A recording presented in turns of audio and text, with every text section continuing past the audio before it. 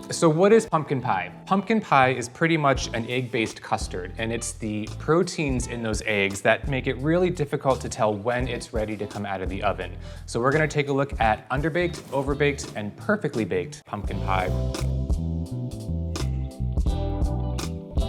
We're gonna get this custard into our all butter pie crust. Don't be afraid of the pumpkin pie. You know, the custards, as difficult as they can be, there are some great visual cues to look at, and we're gonna go over all of those today. When you get your custard in, you can kind of make it nice and smooth because it is a custard, so you wanna get that flat. A couple taps, get the air out. We're ready for the oven. Our first timer just went off. We're gonna take a look. What does an underbaked pie look like? You want the center to wiggle, you want there to be some movement, but this has a little bit more of a wateriness to it as opposed to a set jello-like jiggle. So this is gonna go back in the oven, maybe another 5 minutes or so. We're almost there, but if you pulled this out right now, as it cools off, the center of the pie wouldn't fully set, so you'd end up with something a little bit softer, mushier, still delicious, but not the perfect pie. We're gonna go check the pie now. The second timer's gone off. This is a perfect bake right here. What you are looking for. The crust is beautiful and golden. That jiggle is a little bit more set than where it was that first time that we checked. As this continues to cool, when we pull it out, those proteins in the eggs, it's gonna cook. It's called carryover cooking.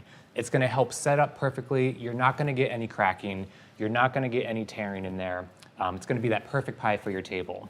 If you're interested in taking the temperature of a pie, it's not our first recommendation, but you're looking for 160, 170, maybe 175. For the sake of science, though, we're gonna keep this pie in there. I wanna show you what an overbaked pie, because if you bake it to perfection in the oven, by the time it cools off, you're gonna get that cracking again. You're gonna get some overbaked edges. So let's see what that's gonna look like, but don't do this at home. So we're about 10, 15 minutes past the time that you'd want to take a pie out of the oven. So let's take a look and see what happened. This pie is still going to be delicious, but you can tell it is fully set. If you bring a custard pie to a fully set texture in the oven, by the time it cools off, you're going to see that cracking. The edges are going to be overdone, so you're going to get more of that mealy texture when you bite into it. But now at least you know what not to do next time it comes to baking a pie. Call me on the hotline or click like and subscribe, because we're here.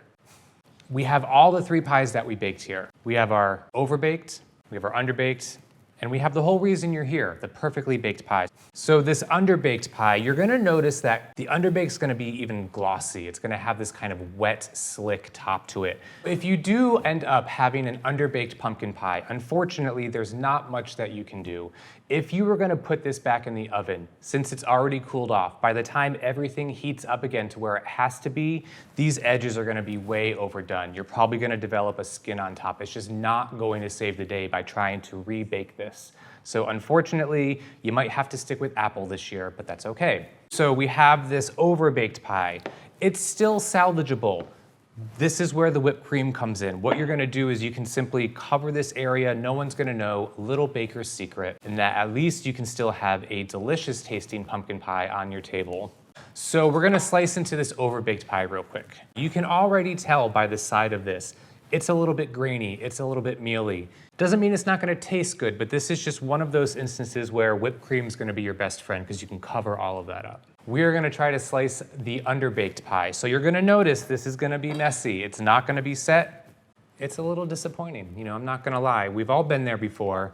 There is no structure. It is pudding. It is gloppy. It is underdone on the crust. This isn't something that you're gonna wanna serve to anyone at your table. This is what you're shooting for. You want that perfectly baked custard. Let's cut into this perfect pumpkin pie, and you're gonna see a big difference between these 2 previous slices that we've done. The texture is fantastic. It's nice and even, fully baked on the bottom there. This is going to be an explosion of flavor in your mouth, and you're gonna love it. It's time to get my favorite part, a little bit of whipped cream right on top of this.